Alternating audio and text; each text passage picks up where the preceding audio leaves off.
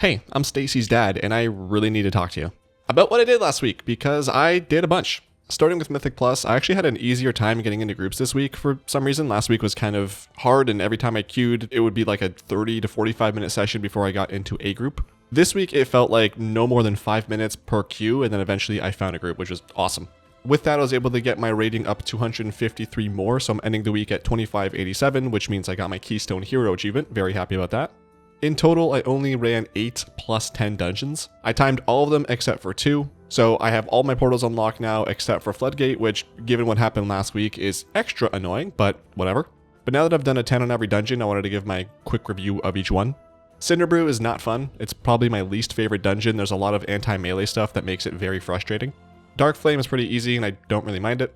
Priory I've done once, and it was the most stressful dungeon I've done this whole expansion, and I'm terrified of doing that again, so if I'm going for 3000, I'll probably have that one be one of my 11 keys, because I do not want to do that any more than I have to. Rookery is a quick and easy one, I don't really mind it. I really like the first 2 bosses, but Voidstone Monstrosity feels like it takes forever. Floodgate is another one that's fun, I don't mind it, it seems to be pretty easy overall. Theater of Pain is a lot better than I remember it being in Shadowlands, and I actually like it this time around. It feels much quicker and overall easier than it was. Same with Mechagon, I don't remember hating it in Shadowlands, I just didn't like it a whole lot, but I'm actually enjoying it now, I find it fun, and I'm not dreading going into groups for that dungeon. And then Motherload as well was one of my least favorites from BFA, and I was dreading going in again, but I'm once again actually kind of enjoying it. So overall, the Season 2 dungeon pool is much more fun than in Season 1. As great as Dawnbreaker was for quick 10 keys, I never want to do that again. And it doesn't feel like there's one specific dungeon that everyone wants to spam like there was in Season 1, but I don't know if maybe I'm just not noticing that. Overall this season, I'm really loving Mythic Plus. It's far less frustrating, far more fun. I think the dungeons are better, and the affixes are more fun to deal with. My goal this week will be to get my last 10 key, and then from there, we'll see if I can maybe get into like an 11 or something. Or maybe I will focus on targeting specific dungeons to get my best in slot from there, because that'll just make the 11s and 12s that I do eventually easier. Speaking of gear, my warrior got almost 3 item levels of an increase this week. He's ending at 663. From the raid, I was able to get my heroic tier hands, so I was happy about that. Didn't have to waste a vault or catalyst charge on that. I got yet another best in slots weapon from the raid, but I had to trade it away again. That's like the 3rd or 4th time I've had to do that. But moving into the vaults, I did have a few good options, starting with a weapon, the Circuit Breaker. This seems to be the most popular weapon at the moment in Archon. It's not my best in slot though. I know it's Mythic Track, but I'll probably end up replacing it soon, I'd imagine. I considered taking the Sephorium Pacemaker trinket because I already have this, but in Champ Track, I could just upgrade it to Heroic with this. Or take the Heroic boots that were in my vault as well and just replace the Champ Track boots that I had. Maybe catalyze them to see if I can get better stats. I thought about it for a bit, but ended up just going with the weapon as it is the biggest improvement for me. And at this point, it just makes more sense to take what will help me the most right now.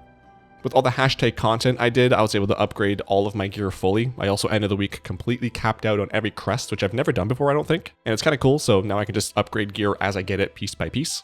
I don't know when I'll get the replacement for the Circuit Breaker, but hopefully for the time being, having that will make it so that I'm doing adequate DPS in my keys. Which also, I spent some time looking over logs this week to see what Fury Warriors were doing because I felt like I wasn't doing something correctly. I was just following the rotation from Season 1, and it turns out that I had it right for the most part. It's just some of the priorities had changed, so I started changing the way that I was doing my rotation. I didn't notice a significant DPS increase, but I did notice a little bit of a change. But what's really frustrating is that sometimes I'm still not doing what I should be. Like, I will pop all my cooldowns, will have Lust, and I'm just seeing all these numbers show up, and then I look at the charts, I'm like tied with the tank. I'm like, how is this? Like, people are doing like 6 times my damage. How is this possible? But then I'll go into another fight or a single target fight, and then I'll feel like I'm not doing enough damage, and then I'm above everybody else in damage, number 1 on the thing. I'm like, what am I doing differently here? So it's really frustrating when sometimes I'm doing well and sometimes I'm not, and I don't know like what is the difference in those things. I'm doing the exact same rotation at the exact same time. So definitely had a little bit of frustration this week trying to figure out what exactly is going on and how I can get more consistent in my DPS. What was not really a struggle this week was that I completed all the delves at tier 11. I talked about it already, but I love that the delve difficulty is much easier now and scales with solo players and not Mythic Raiders. It's kind of funny because a lot of the delves that I had trauma from last season, like Nightfall Sanctum, I was dreading going into, and it ended up being fine and not bad at all. I'll probably do up to 3 tier 11 delves per week to get the 7 gilded crests per. But if I'm capping in Mythic Plus, I'll probably just stick to 4s or 8s so I can keep getting Undercoin because there's a bunch of stuff that I want to buy this season. Speaking of delves in Mythic Plus earlier, I did do some of those on stream last Wednesday on YouTube and Twitch. The VOD for that is up if you're interested. I got into 3 Mythic Plus groups. The first 2 disbanded, and then the third one was the Charm. I got the Motherlode 10 key done there, and then I just ran a couple of 11's there as well. I should be back around 12 o'clock Pacific on Wednesday on Twitch and YouTube, so if you want to come check that out, come hang out, come say hi. I'd love to see ya. And then outside of that, there were a few miscellaneous things I was doing throughout the week. I have started the Legion campaign on my Priest. I'm just like 4 or 5 quests in. The goal is to eventually have all the class campaigns done, because I think there's an achievement for that, and I think having all the artifacts unlocked is a feat of strength, I think. So just slowly working my way through that amongst all the other things I'm working on as well. Darkmoon Faire started on Sunday, so I made sure to pre-do all of my world quests on Saturday, specifically in the Undermine, and then on Sunday I grabbed the buff and then went over to Undermine and just very quickly completed the world quests that were 99% done, just needed one more thing to get done. Squirt Day was also on Monday. I spent some time leveling a few pets to make the pet battle achievements I'm doing a little bit easier. Not really any particular strategy I was going for, just whatever I was noticing in the stuff I've done so far where I'm lacking, I was just leveling pets from that. So for example, the aquatic pets, I don't know how to say that word. I find that a lot of times I'm missing stuff there, so I was leveling more pets in there. And then lastly, over the weekend, I leveled up my Guardian Druid to 80 using timewalking. He started the event at level 76, so I think it was like 5 or 6 dungeons that I did, and then a little bit of world questing to get the last like 30,000 experience. For mounts this week, there are only a couple new ones from the trading post. I got the Lively Darkmoon Charger, as well as the Violet Darkmoon Charger. I like the way they look. I love the eye on the front of it. There's another mount from the trading post. I can't afford that slug thing, so I'll either have to wait till it comes back around or just never get it. Love that they're adding mounts to the trading post, but 3 every single month is really expensive, and I still have a 700 currency mount waiting in the frozen section. So I would totally be okay with like 2 to 4 months of no mounts at all. But from there, moving into achievements, I was able to get 145 more points. So I'm ending the week at 44,890 points.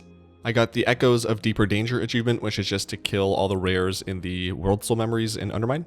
I got Brand level 70, which I thought was the end of it, but I guess it goes to 80, which, okay. I am happy that it's not an increasing amount of experience each level like it was to 60, so it's not that bad. From Trash to Treasure, I got that, which is just to collect all the appearances for the Season 2 Delve mount. I got the Algari Delver for DPS 1 through 3, which is just to complete all the delves at tier 4, 8, and 11. And then I got the Family Battler achievement, which is just to complete all of the family pet battles in BFA.